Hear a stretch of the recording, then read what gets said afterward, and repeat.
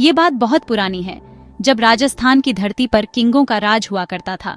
सूरज ढल रहा था, रेगिस्तान की रेत को नारंगी और लाल रंगों से रंग रहा था।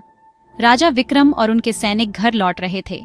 वे एक लंबी लड़ाई से थके हुए थे, लेकिन उनके दिल जीत की खुशी से फिलड़े थे। हवा में उनके घोड़ों के खुरों से उड़ी धूल फिलड़ी हुई थी। कमेदमी धीमी कमवाज में बात कर रहे थे। उनके विचार अपने फैमिलियों और उस कालमी पर थे जो भांगड़ के राज्य में उनका इंतजार कर रही थी। यात्रा लंबी थी, लेकिन दूर से अपनी मातृभूमि को सींचकर उन्हें ताकत मिली। वे महल के ठंडे पानी और नरम बेड़ों का इंतजार कर रहे थे, जो युद्ध के मैदान की कठोर जमीन से एक स्वागत योग्य चेंजडाव था। अचानक साफ कमसमान चेंजने लगा। काले बादल कहीं से भी उमड़ कमे सूरज की कम खिरी किरणों को निगल गए। एक तेज हवा चलने लगी, अपने साथ बारिश की गंध और कुछ अजीब और प्राचीन लेकर कोमई। सोल्जरों ने अपने लबादे कसकर लपेट लिए, उनके घोड़े बेचैन हो रहे थे। दुनिया अंधेरी हो गई, केवल बिजली की चमक से रोशन हुई जो कमसमान में दौड़ रही थी। गड़गड़ाहट एकोडने लगी, तूफान की सामान्य कमवाज की तरह नहीं, फोर्स की गहरी, जैसे कि एक विशाल लिप्सवर लंबी नींद से जाग रहा हो। कमिदमियों ने एक दूसरे को चौड़ी फीरी हुई कम आंखों से सींगा। उनकी पहले की खुशी अब ग्रोविंगती हुई रेस्टलेसी से बदल गई थी। फिर उन्होंने उसे सींगा। कमेक की एक लकीर तूफान के दिल से गिरी। ये बिजली नहीं थी, ये कुछ ठोस था, कुछ काला, धरती की ओर फास्टी से आ रहा था। ये एक बहरे कर देने वाली सीटी के साथ गिरा, एक कमवाज जो हवा और गड़गड़ाहट के शोर को चीरती हुई लग रही थी। वस्तु राजा के रास्ते से ज्यादा दूर नहीं, एक जबरदस्त धमाके के साथ गिरी, रेत और स्टोनों को हवा में उड़ा दिया। उनके नीचे जमीन हिल गई और घोड़े घबराकर खड़े हो गए। सोल्जरों ने अपनी तलवारें कसकर पकड़ लीं। उनकी उंगलियों के पोर सफेद पड़ गए। उनकी निगाहें धूल के बादल पर टिकी हुई थीं, जो अब कमसमान से कोमे मिस्टीरियस वस्तु के उतरने की जगह को चिह्नित कर रहा था। राजा विक्रम, एक बहादुर और नेक शासक, ने अपने घोड़े को शांत किया और कम के ग्रोविंगे, उनके कमदमी उनके ठीक पीछे चल रहे थे। जैसे ही धूल छटी, उन्होंने सींगा कि क्या गिरा था। यह एक संदूक था, बड़ा और काला, एक ऐसी सामग्री से बना था जिसे उन्होंने पहले कभी नहीं सींगा था। यह न तो लकड़ी का था, न ही धातु का। यह अपने चारों ओर की ब्राइटी को स्लीपिंग खता हुआ लग रहा था। रात के एक टुकड़े की तरह दिख रहा था, जिसे कमसमान से फाड़कर रेगिस्तान की रेत पर फेंक दिया गया था। उस पर कोई निशान नहीं था। यह कैसे बना था इसका कोई संकेत नहीं था। यह बस वहीं पड़ा था, शांत और प्रभावशाली, प्राकृतिक दुनिया में एक अप्राकृतिक चीज। तूफान के बादल उतनी ही फास्टी से बिखरने लगे जितनी फास्टी से वे उमड़े थे। संदूक को उगते चांद की ब्राइटी में छोड़ गए। समूह पर गहरी खामोशी छा गई। एकमात्र कमवाज कमेदमियों और उनके घोड़ों की घबराई हुई सांसें थीं। सैनिक, जिन्होंने बिना किसी डर के पूरी आर्मियों का सामना किया था, अब संदूक को ऐसे डर से देख रहे थे जिसे वे समझा नहीं सकते थे। कुछ फुसफुसाए कि यह देवताओं का कर्ज था, उस युद्ध के लिए एक सजा जो उन्होंने अभी लड़ी थी। दूसरों का मानना था कि यह एक बुरा शगुन था, कमने वाली भयानक चीजों का साइन। एक बूढ़े सैनिक ने, जिसका चेहरा कई सालों की बुद्धिमत्ता से झुर्रियों वाला था, राजा को उसे वहीं छोड़ देने की सलाह दी।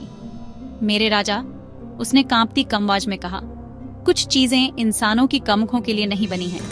कमिए, हम कम के ग्रोविंगेन और भूल जाएं कि हमने इसे कभी सींगा था।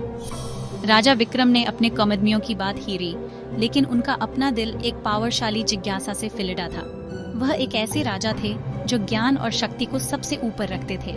उन्होंने संदूक को कर्ज के रूप में नहीं, फोर्स की एक चुनौती के रूप में सींगा, एक रहस्य जिसे सुलझाना बाकी था। इसमें क्या रहस्य छिपे थे? स्वर्ग से गिरे एक कंटेनर में कौन सी शक्ति बंद हो सकती थी? उन्होंने कल्पना की कि इसमें दूसरी दुनिया के खलाइफसे थे, या शायद प्राचीन ज्ञान जो उनके राज्य को पृथ्वी पर सबसे महान बना सकता था। उनके कमेदमियों की कमकों में डर ने ही संदूक को समझने की उनकी अपनी इच्छा को और मजबूत कर दिया। उन्हें लगा कि भाग्य ने इस वस्तु को उनके पास एक कारण से लाया था। वह अपने घोड़े से उतरे, उनके जूते नरम रेत में धंस गए।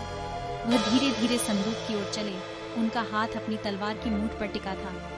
उनके सैनिक उन्हें देख रहे थे, अपनी सांसें रोके हुए थे। जितना करीब वह गए, संदूक उतना ही अजीब लगने लगा। रेगिस्तान की वार्मी के बावजूद छूने पर यह ठंडा था। उस पर कोई ताले नहीं थे, कोई कब्जे नहीं थे, उसे खोलने का कोई दृश्य तरीका नहीं था। यह ब्लैकपन का एक पूर्ण निर्बाध घन था। राजा ने अपना हाथ उसकी चिकनी ठंडी सतह पर फेरा। उन्हें अंदर से एक सॉल्वे की कंपन महसूस हुई, एक धीमी गुनगुनाहट जो उनके दिमाग के एक ऐसे हिस्से से बात करती हुई लग रही थी जिसे वे नहीं लाइव्सते थे। एक लंबे पल के विचार के बाद राजा विक्रम ने अपना फैसला परफॉर्म। हम इसे यहाँ नहीं छोड़ेंगे, उन्होंने घोषणा की। उनकी आवाज दृढ़ और स्पष्ट थी, फीरी हुई खामोशी को चीरती हुई। इस वस्तु ने हमारी भूमि को गिरने के लिए चुना है और इसने मुझे इसे खोजने के लिए चुना है। यह एक उपहार है, कर्ज नहीं। उन्होंने अपने सबसे मजबूत सोल्जरों को संदूक उठाने और उसे महल में वापस ले लीपसे का कमरेश दिया। कमिदमियों ने हिचकिचाया, उनके चेहरे डर से पीले पड़ गए थे, लेकिन वे अपने राजा की अवज्ञा नहीं कर सकते थे। बड़े प्रयास से उन्होंने बेटी संदूक उठाया और उसे एक गाड़ी पर रखा, उसे भंगर तक की शेष यात्रा के लिए सुरक्षित कर दिया। महल तक का रास्ता शांत था, अज्ञात का भार संदूक से भी बेटी था। महल की सुरक्षा में वापस संदूक को भव्य हॉल के बीच में रखा गया। विद्वानों, लोहारों और मैजिकगरों को राज्य के सभी कोनों से बुलाया गया। वे मिस्ट्रीमय वस्तु के चारों ओर जमा हो गए। उनके चेहरे कामिकर्षण और डर का मिश्रण थे। लोहारों ने इसे अपने सबसे मजबूत हथौड़ों से खोलने की कोशिश की, लेकिन औजार बस उसकी सतह से बिना एक भी खरोंच छोड़े उछल गए।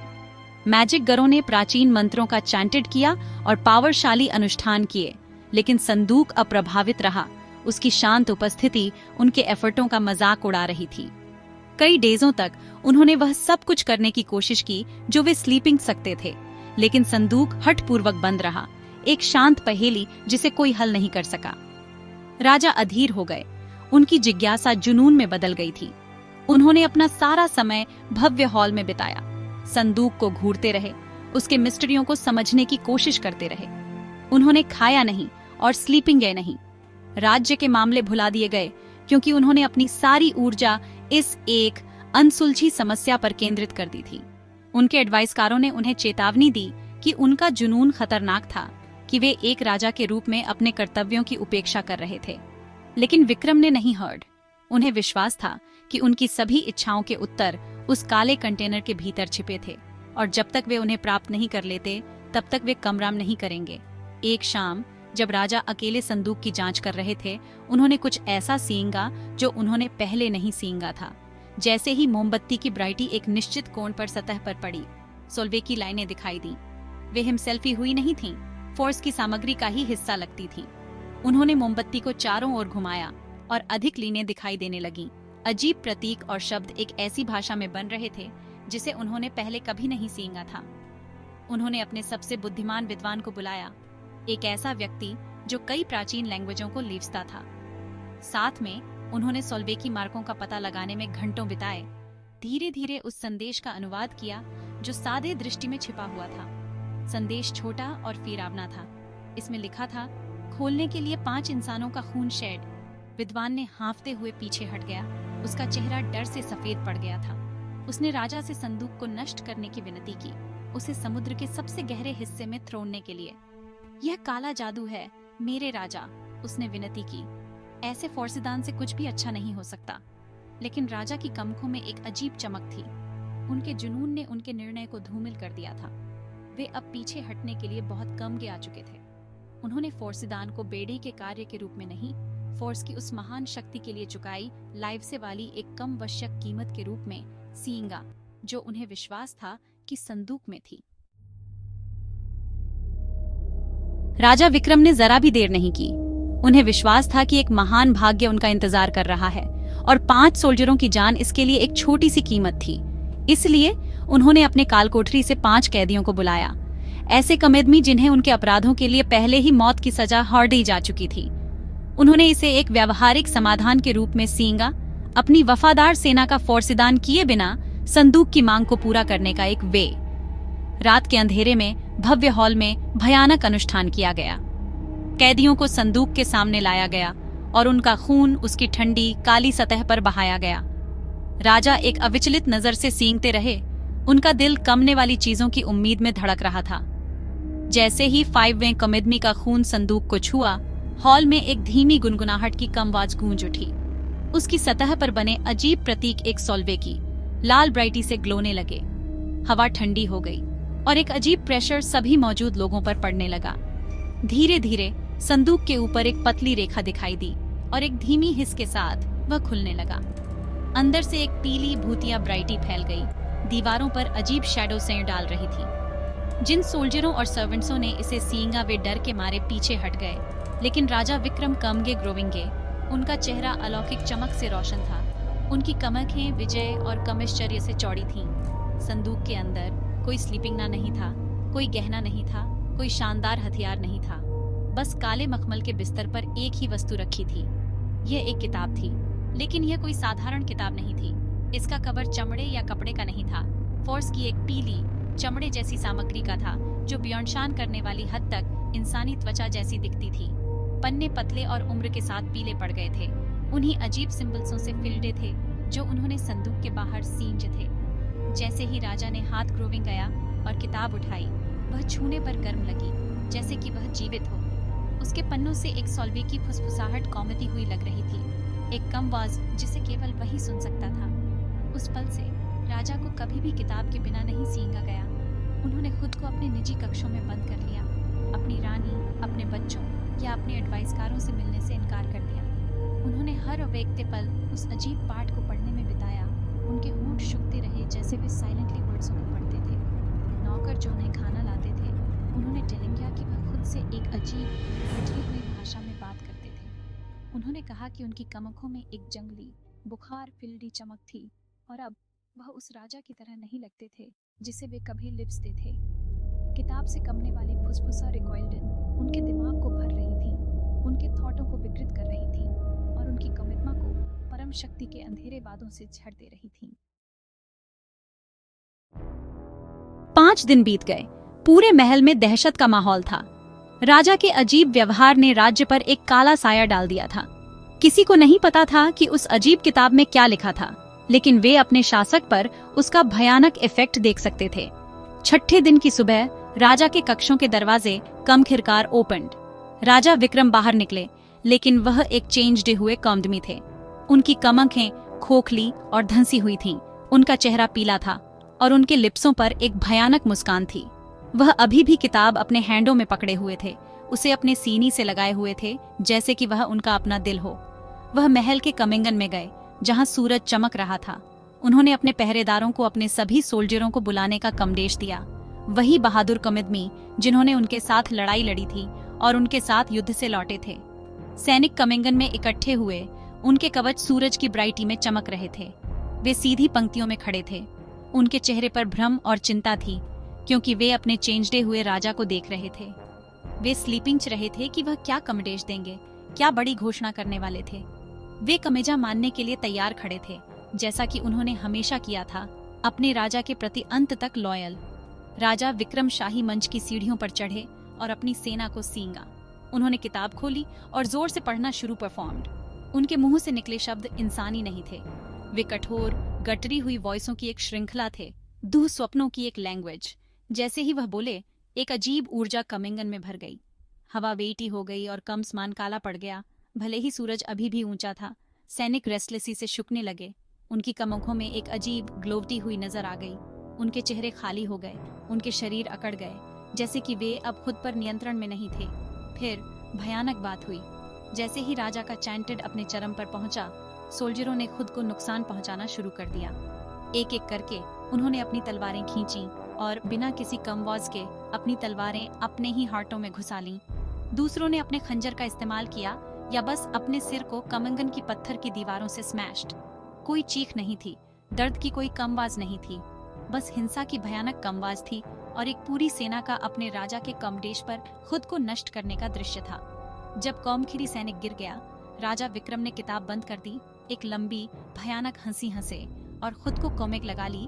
काले धुएं के एक स्तंभ में बदल गए जो कमसमान में गायब हो गया। सदियों बाद राजा विक्रम और शापित संदूक की कहानी एक फॉरगेटी हुई किंवदंती बन गई। राजस्थान के फारदराज के गांवों में बच्चों को फिराने के लिए हॉर्डी लिव्जे वाली एक भूतिया स्टोरी। दुनिया बदल गई थी। किंगों और जादू का युग विज्ञान और प्रौद्योगिकी के युग में बदल गया था। मुंबई के सॉल्विचल फिलडे कमधुनिक शहर में ऊंची ऊंची बिल्डिंगों और भीड़ भाड़ वाली सड़कों की जगह ऐसी प्राचीन कहानियां केवल कल्पना से ज्यादा कुछ नहीं लगती थीं। लेकिन कुछ अंधेरे पेशेंटली वान होते हैं। वे सदियों तक छाया में छिपे रह सकते हैं, सही पल का इंतजार करते हुए ताकि एक बार फिर ब्राइटी में आ सकें। मुंबई के एक छोटे व्यस्त पुलिस स्टेशन में इंस्पेक्टर थॉमस एक अजीब मामले को देख रहे थे। वह एक अच्छे पुलिसकर्मी थे, एक ऐसे व्यक्ति जो तर्क और सबूत में विश्वास करते थे। उन्होंने अपने करियर में कई भयानक चीजें सींगी थीं, लेकिन यह मामला अलग था। एक कमदमी को अपने पड़ोस में गड़बड़ी पैदा करने के एक्यूजेशन में लाया गया था। कमदमी ने दावा किया कि उसे भयानक सपने आ रहे थे। उसके सपनों में एक कॉमवॉच उसे एक अजीब भाषा में फुसफुसाती थी, उसे कुछ करने के लिए कहती थी। कमदमी फेरा हुआ था। उसकी आंखें एक ऐसे डर से चौड़ी थीं जो किसी भी सामान्य व्याख्या से परे लगता था। इंस्पेक्टर थॉमस ने कमदमी को शांत करने की कोशिश की। उन्होंने स्लीपिंग चाह कि कमदमी शायद मानसिक रूप से बीमार था या दवाओं के इफेक्ट में था। उन्होंने उसे एक इंटरव्यू रूम में छोड़ दिया ताकि उसे एक गिलास पानी मिल सके। जब वह लौटे तो उन्हें एक भयावह दृश्य मिला। कमदमी ने एक साधारण पेन का इस्तेमाल करके खुद को गर्दन में बार बार चाकू मार लिया था। वह खून के एक पूल में जमीन पर पड़ा था। उसके चेहरे पर एक अजीब पीसपूर्ण मुस्कान थी। संघोष का कोई निशान नहीं था। ऐसा करने का कोई कारण नहीं था। ऐसा लग रहा था जैसे उसे ऐसा करने का कामदेश दिया गया था और उसने बिना किसी सवाल के पालन किया था। थॉमस घटना से बहुत बियॉन्ड शांत थे। मामला उनके साथ रहा। वह कमदमी की पीसपूर्ण मुस्कान की छवि को नहीं हटा सके। यह गलत लग रहा था, अनैचुरल। उन्होंने पुलिस बल के बाहर किसी से सलाह लेने का फैसला परफॉर्म्ड। वह शहर के आउटसाइड इलाके में एक छोटे शांत चर्च में फादर जीसस से बात करने गए। एक पुराने पादरी जो अपनी बुद्धिमत्ता और अजीब और प्राचीन चीजों के ज्ञान के लिए लिव से जाते थे। थॉमस ने पादरी को मामला अंडरस्टूडिया, कमदमी के सपनों, फुसफुसाती कमवाज की बात और उसके अंतिम भयानक कृत्य का वर्णन परफॉर्म्ड। फादर जीसस ने धैर्य से हीरा, हर शब्द के साथ उनका चेहरा और गंभीर होता गया। फादर जीसस ने बियॉन्शान इंस्पेक्टर को दयालु, समझदार कमेंखों से सींगा। जो कमेब बता रहे हैं थॉमस, उन्होंने धीमी गंभीर कमवाज में कहा, वह एक बियॉन्शान दिमाग का साधारण मामला नहीं है। फुसफुसाहट, सपने, कमेत्म विनाश ये नए नहीं हैं। ये एक बहुत पुरानी और बहुत अंधेरी कहानी की गूंज है। पादरी ने तब थॉमस को भांगड़ के राजा विक्रम की फॉरगेटी हुई किंवदंती टेलिंग गई। उन्होंने कमस्मान से गिरे एक संदूक, त्वचा से बनी एक किताब और एक राजा की बात की जिसने अपनी ही सेना को खुद को नष्ट करने का कमदेश दिया, इससे पहले कि वह भी एक अंधेरी शक्ति द्वारा निगल लिया गया। इंस्पेक्टर थॉमस, एक लॉजिक संगत व्यक्ति को विश्वास करना मुश्किल लगा। प्राचीन राजस्थान से एक परियों की कहानी, इसका कमधुनिक मुंबई में एक मौत से कैसे संबंध हो सकता है? यह इम्पॉसिबल लग रहा था। दो अलग अलग दुनिया की स्टोरी। लेकिन जैसे ही फादर जीसस बोले, थॉमस की रीढ़ में ठंडक दौड़ गई। विवरण संयोग होने के लिए बहुत समान थे। एक अजीब भाषा में फुसफुसाती कमवाज, कमित्म हानि का अप्रतिरोध्य कमदेश। ये वही पैटर्न था, सदियों के समय से डिफरेंट। पादरी ने अंडरस्टूडिया की किताब एक प्राचीन बेड़ी का एक माध्यम थी और उसका इफेक्ट एक इली की तरह फैल सकता था। जैसे कि पादरी के वर्ड्सों की पुष्टि करने के लिए थॉमस का फोन रैंग। यह पुलिस मुख्यालय से एक कॉल थी। उन्हें वेट के अन्य सिटियों से इसी तरह की घटनाओं की खबरें मिली थी। हार्टली में एक मशूका मुस्कुनाइट हुए ट्रैफिक में चली गई थी। कोलकाता में एक युवा छात्र एक ऊंची इमारत से कूद गया था। हर मामले में पीड़ितों ने अपनी मौत से ठीक पहले दोस्तों या परिवार को अजीब सपनों और फुसफुसाती वॉइसों के बारे में टेलिंग गया था। पैटर्न स्पष्ट था और यह फैल रहा था। यह अलग थलग घटनाओं की एक श्रृंखला नहीं थी। यह कुछ संगठित था, कुछ द्वेषपूर्ण था और यह बढ़ रहा था। इंस्पेक्टर थॉमस को एक भयानक एहसास होने लगा। वह बाड़ी जिसने राजा विक्रम और उसके राज्य को नष्ट कर दिया था, वह खत्म नहीं हुई थी। वह काले धुएं के एक स्तंभ में गायब नहीं हुई थी। वह केवल सो रही थी, इंतजार कर रही थी और अब वह जाग रही थी। किताब या शायद उसका काला इफेक्ट दुनिया में फिर से सक्रिय था। अजीब डेधें अंत नहीं थी, वे हेड शब्द शुरू कमिट थी। एक प्राचीन फिरावनी कहानी का एक नया अध्याय लिखा जा रहा था और वह खुद पहले पन्ने पर खड़ी थी। ये बेड़ी क्या थी और ये क्या चाहती थी? जवाब अतीत में छिपे थे और कई और जिंदगियों का भविष्य उन्हें बहुत देर होने से पहले हुआ बेकर करने पर निर्भर करता था। कहानी अभी खत्म नहीं हुई थी।